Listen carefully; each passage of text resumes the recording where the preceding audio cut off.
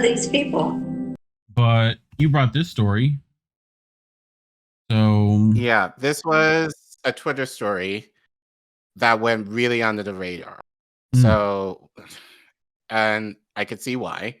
But I think it is important just to kind of show, and we've talked about this before, how SocDem ideals have a capitalist bend to it. It's still, it's like capitalism, but not as much. Yeah. And how that affects people somewhere around the world, more often than not the global south. So this story is kind of an example of that, and probably the worst way. And I take no pleasure in sharing the story, because as a person who has been to Africa and loves Africa, it does kind of play into the stereotypical means of African dictator, like selling off his people, his or her people, to the highest bidder. Okay. So what is this? The fucking 15th century? Like, well, you can make that argument, and I'm sure if more people make that story, read this story, but also kind of make that argument in terms of, African chiefs or whatever sold their own people into the African slave trade. While that is true, there was a reason why they did. And more often than not, it's due to the colonizers who offered them something. I'm not saying that was right. If you think the slave trade just ended, I hate to tell you, right? Like, still happening. The boats might be a little roomier, but not much. So, well, it's not boats now; it's planes. Given in this story, well, in particular, I've heard a lot of Islamic women, especially from Africa, being sent over here to be, maids and that kind of stuff. So, like, that's happening here. Right. Like, it's not happening. Right. Like people probably have a slave. You know what I mean? Like, so, but yeah. So this story is from they were from several outlets when I was researching this. I chose this one. Wanted to choose. It's rare to get like African publications at all. So yeah. So this is from Malawi 24. So this story is based in Malawi, by the way. Okay. Not sure who wrote it. I think it was just an editorial article. But the article reports government's blind assurance on youth safety in Israel questioned. Are Malawian youth truly protected on foreign farms? What do you mean by that, Collin? I'm going to tell you. Tell us, Collin. Following the Israel-Palestine conflict, Thailand evacuated 7,000 Thais working on Israeli farms. Keep this in mind. These farms in Israel are reportedly in need of at least 20,000 farm workers known locally in Malawi as tenants. So, and sure, any of you who have been watching the news, you could probably have guessed, Israel is hurting economically in terms, of what's happening in Gaza and in some cases the West Bank right now. So a lot of this is hitting them economically. So moving on. Yesterday, a plane from Israel arrived in Lilongwe to pick up over 200 young Malawians who have since arrived in Israel today. In Israel, the young Malawians are expected to be working in farms in Israel, where they'll be receiving about $8 per hour. Like on a kibbutz. However, on a kibbutz. Yeah. Those are those communal farms over there. Right. However, in the first 4 months, the Malawians will be repaying the money used to take them to Israel. According to a document Malawi 424 has seen, they will be paying debt $301 per month and air ticket debt of $150. Employers will also be Yeah. This is indentured servitude already off the bat. Off the bat, yes. Okay. Employers will also be deducting US $150 housing allowances and $34 medical insurance from the employee's salary. How much salary are they getting from the employer? So, all right. Actually, let's do some quick math. So, 2 assuming + that 2 they is work 4. a 40-hour, hold on, wait. -1, that's 3. So, assuming they work a 40-hour work week, so times 4. So they get, I'll be a little generous. Let's say it's just under 13. Let's say $1,400 they get a month. So out of that, $300 per month. The air ticket would be probably one-time cost, I guess. So that'd be $150. So actually, let's do this. 1,400 minus 300. Sorry. We're doing it live, folks. 1,400 minus 300 minus. We'll do it live. 150 a month minus 34 a month. Okay. And then that one time, so about $900. Okay. They'll have after all of this. But then like 150 for the one-time cost. Right, but you're not, this is per month. You might not pay the air ticket every month, but you're talking about 301 every month. And then for housing, another 150. So where was it saying what was their salary rate? $8 an hour? Yeah, less than minimum almost everywhere. Yeah. Okay. This is coal mine. This is company store bullshit. Right. So keep in mind, this is in Israel. Now, I would imagine Israel's economy is kind of on par. It's a tech hub. It's a fucking giant tech hub. Like the Tel Aviv is paying fucking people good salaries to work at tech conglomerates over there. Like that's like San Francisco money. Well, what used to be San Francisco money. Now no one works there. But like you can get paid over there. I mean, I don't mean to be stereotypical, but those cats got some money. So they can afford to pay some people on a farm. They literally do. I mean, they're the people who go over there. Well, if you're able to pay to fly them over, right, which is not pretty, like you should be able to pay them a living wage. Yeah, but they have like people from Brooklyn go over there on fucking right to return, like, and work on a kibbutz for a year. Right. But you notice what I mentioned at the beginning. Like, there were Thai workers. The Thai government pulled their workers out. Yeah. Because of what's happening in Gaza. Yeah.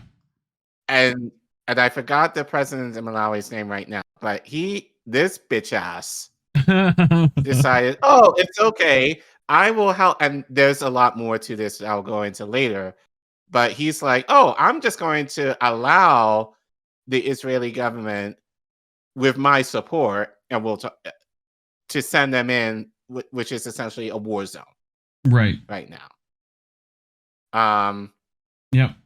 But anyway, we'll get more into that. But let's continue. The young Malawians have traveled to Israel at a time when the Middle Eastern it's in the midst of a conflict, Palestine. Some countries have been evacuating their citizens from Israel, including Thailand, which has evacuated more than 7,000 of some 30,000 Thais working in Israel. The evacuation came after reports that about 24 Thai workers had been abducted by Hamas. To highlight the dangers of working in Israel, the Malawians have signed a contract stating that they understand that the war will last a long time and that thousands of missiles targeting civilians are being shot into Israel. And I managed to find it. You probably have to zoom in because it's a little small. So whoever chooses to go over there, the undersigned hereby request a visa and work permit in Israel for temporary employment in the field of agriculture, and I undertake and declare as follows. I understand that the state of Israel is in a general state of war at this time, and that the war is expected to last a long time. I understand that in this war, thousands of missiles have been and continue to be shot by Israel's enemy at mostly civilian targets all over Israel. I understand that many, but not all of the missiles are being shot down by anti-missile systems, but that some of the missiles hit their targets and that the hits as well as shrapnel can kill and injure persons. In addition, there's a danger of terrorists. Sorry. In addition, there is a danger of terror attacks in Israel due to the war.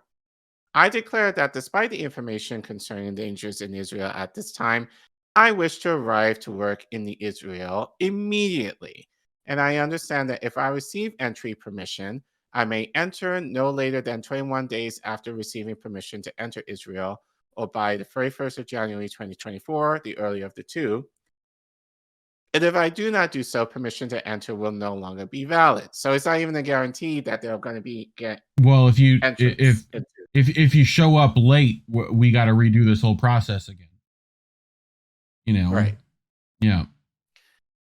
None of my immediate family members, common law partner, spouse, parents, children are employed in Israel, and I'm aware that I will not be allowed to remain in Israel if any of my aforementioned family members are found staying in Israel as well.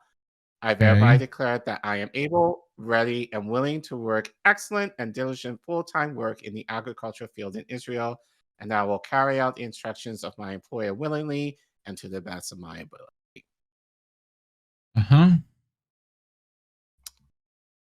So that's a letter that they have to sign in order to go. Yeah.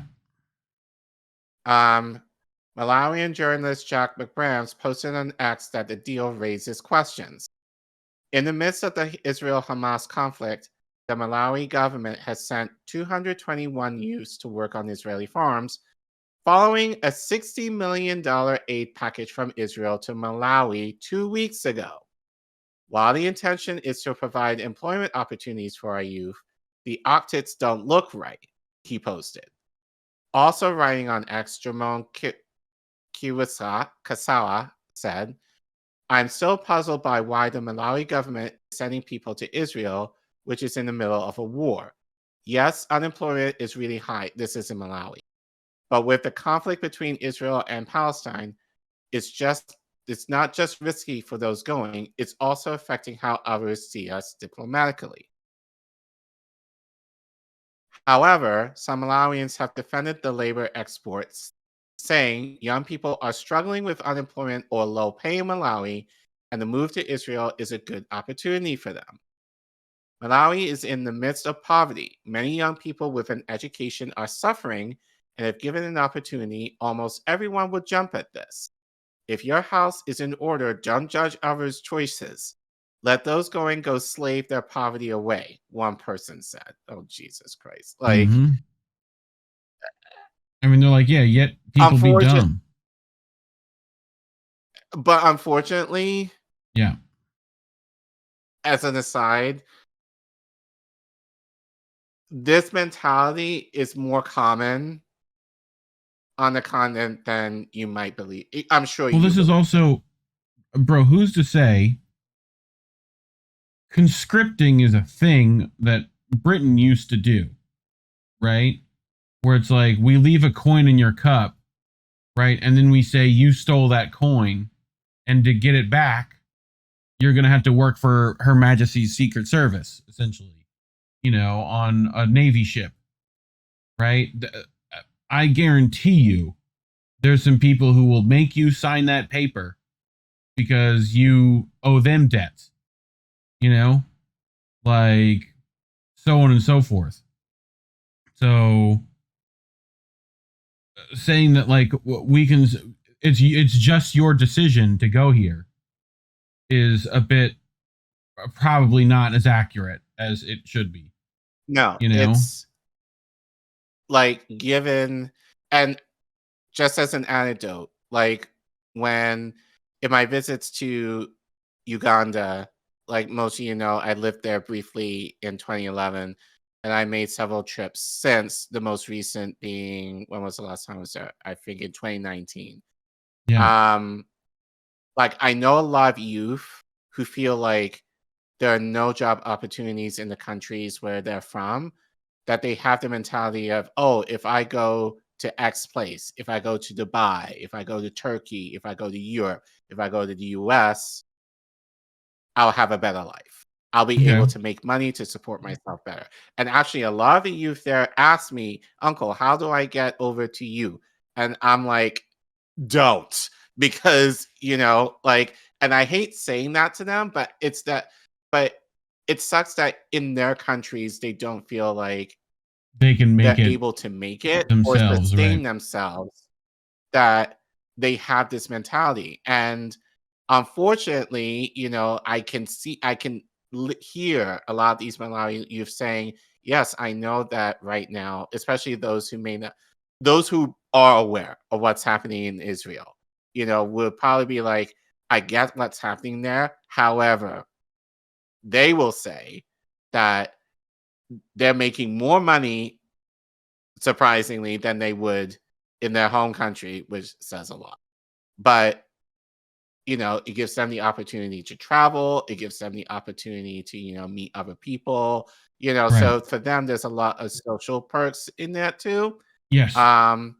But Willing also, like, willing slavery because it's right, better but it than shows how nothing. desperate they are to Yeah. go into a war zone.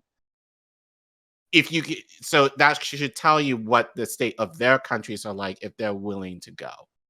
So I can't fault them for this at all. But, I kind of said it on Twitter, like the hand of imperialism is strong in Africa, in terms of, dealing with the West, and like the illusion that if you leave, you will be better off is strong. Right. Like I know people right now, like I have one of my close friends who's now in the UK, uh, doing a program for a 5-year stint. Mm. So it's becoming a lot common, or at least for a lot of youth, to think about the idea of going out of the country in order for them to feel like to sustain themselves, which is awful. Right. Um, but anyway, um, meanwhile, the government of Malawi, through the Ministry of Labor, has said in a statement that the labor export has been guided by Malawi government's labor export program and harmonized labor export guidelines of 2022. On the Israel labor export, the youth will work at certified and approved locations which are classified as fit and safe environment, says a statement signed by Secretary for Labor Wezi Kaira. Nick has a Come on. question in the chat. Is that why Joy Yeah. Reid be talking about Palestine with pro-Palestine views because her dad from the Congo? I don't know if that specifically, but that may be some reason why she's. I don't know if she is or isn't pro-Palestine, but Right. you have this press release. Yeah. So the general public is hereby informed that the government has embarked on the export of labor to various countries, including Israel. So I'm sure a lot of them are Western, but we'll continue. The labor export program is an initiative of the government in collaboration with the private sector to fulfill this administration's commitment to job creation and youth empowerment, as championed by His Excellency Dr. Lazarus McAfee Chagira, President of the Republic of Malawi. There are several sectors under consideration, and the first cohort is for the agricultural sector. Under the labor export program, the government would like to inform the public that the safety and security of the youth is paramount. On the Israel labor export, the youth will work at certified and approved locations which are classified as fit and safe environment. In addition, medical insurance and reparation arrangements are in place for the youth involved. All youth exports are guided by the Malawi government's labor export program and harmonized labor exports guidelines of 2022. So far, the first export of youth from various parts of the country have been granted the opportunity to work in Israel and will leave any time since all the clearances have been granted. More youth are expected to be engaged in this program. Government assures Malawians that the identified youth will work on farms and will not be involved in any other activity.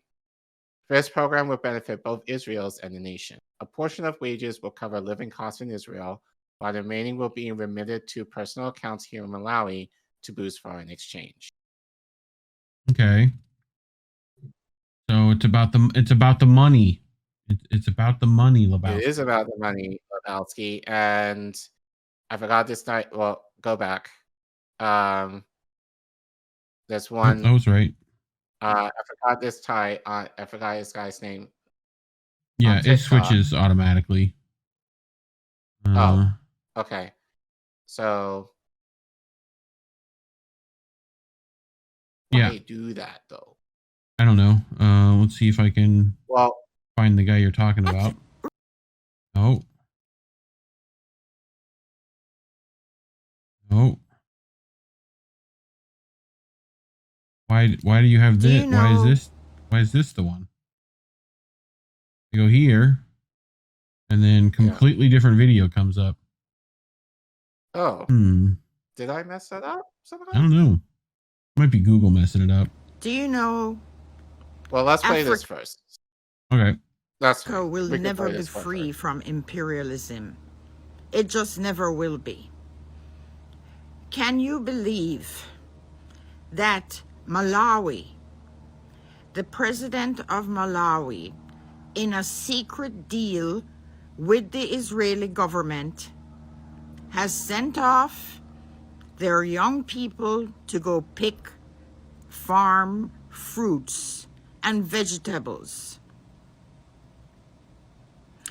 Do you see the corruption? They gave him $60 million. And these poor people obviously want to work, but the deal of them working is like they're going to get $1,000 a month. And out of that $1,000, they have to pay for their airfare and processing and their boarding and living.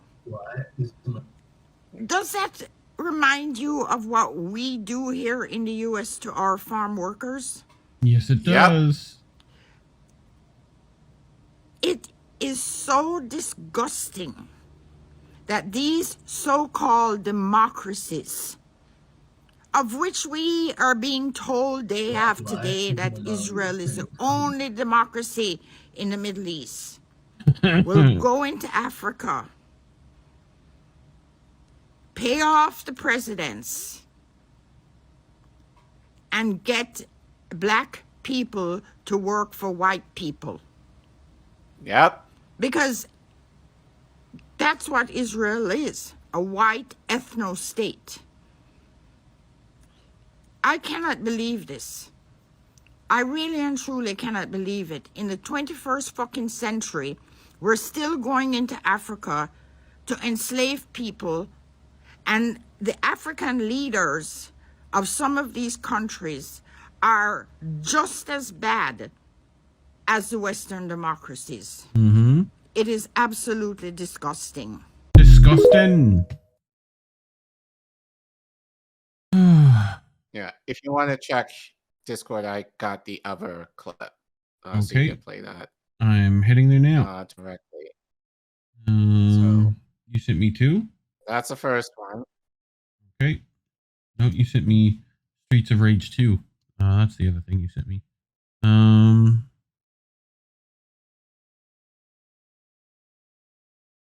We'll screen that real quick. No. Why is Malawi sending hundreds of its young men to Israel at a time of war, supposedly to work on farms? Malawi is packaging this as a labor export deal. I use the word supposedly because there has been time for Israel to seal this deal with Malawi. Why now? It could have done it in 2021 when Malawi became one of the first African countries to open an embassy in Jerusalem. Why didn't Israel seal a deal with Malawi at that time or in the subsequent years? Why now? Could it be because Israel's economy is taking a major beating and Israel cannot afford to lose more revenue from farms that now have a huge labor gap? And could this be why 2 weeks ago Israel gave Malawi a $60 million aid package? I have always told you that this aid that also BDS is happening more and more frequently. Right. They're having to put Sabra on sale at the store, and still people ain't buying it. People are buying Spanish avocados. Right. So that's to kind of tell you guys. Well, this is the double-edged sword here. Yeah. It's like your protests and you boycotting Israeli products is working, but yes, it's having this counter measure of now Israel's economy, especially on the land, is shit. Yeah. So, so now they have to ask Black African workers to come in and fill the gap for very little money. So this is kind of the catch-22. So this is another example to kind of show it's good to know foreign policy because, just the things that we do here It'll do affect people. Domestic, yeah. Like somewhere else. Yeah. So that's kind of, so I don't know the right way to respond to this. Yeah. Because Israel should be hurting right now. But again, I think in this case, this is due to Malawi government just being kind of submissive in terms of submissive again, he and said there was a right. Well, there was a $60 million deal that Israel paid off from Malawi to clear their debts. Yes. In exchange for this. Yeah. So and now they're going, where's our motherfucking money more at? Than a bribe. Right. Right. So this is just kind of showing the corruption that unfortunately African, like this is what people say about Africa, like their easily leaders are corrupt. Yeah. Which are true, but that's based on the colonialism and imperialism that the West has subjected them to. Part of the deal, right? That comes to Africa always has chains attached. Look, I know that Malawi's economy is at a bad place. Malawi's currency has recently been devalued by 44%. The cost of living has shot through the roof. I know that jobs are scarce, but there are better ways of finding employment for Malawi's youth than sending them to a war zone for supposed employment. Yeah. Right. And again, it's like minimum wage. Less. So far less. Well, yeah. Well, federally here it's slightly more, but it's shit. So yeah. But yeah, I think again wanted to share that story because that went so under the radar and but I think it is important to kind of share the implications of what Israel is doing, and they call themselves a fucking democracy. So anyone that tells you that there are, you could share them this clip and being like, are you sure about that? One of the many ways. Right. But I think and just watching, that TikTok of this guy, I think we definitely need to kind of think about like the implications of what our protesting and what our boycotting could mean. Like that's something I don't think I haven't necessarily considered is how that might affect people in the global south again with their youth, in their willingness. I would not argue willing, but it's just like feeling I don't have much of a choice. This is an opportunity, whereas there's none in my country, even though I'm going into a war zone, to be able to make something of myself. So I think we definitely need to have more of that discussion, I think, in independent media, of just those implications and what other options are there. But again, you can argue a lot of this has to deal with the government in their willingness to allow this to happen and not standing up for their own citizens and saying no. As I said, if Thailand is able to pull out, their people, like, Africa should not be sending people in their stead to replace them. Yep. No, a ton of stuff in Israel is going under the radar, which leads us to some more historical stuff that they want under the radar as well.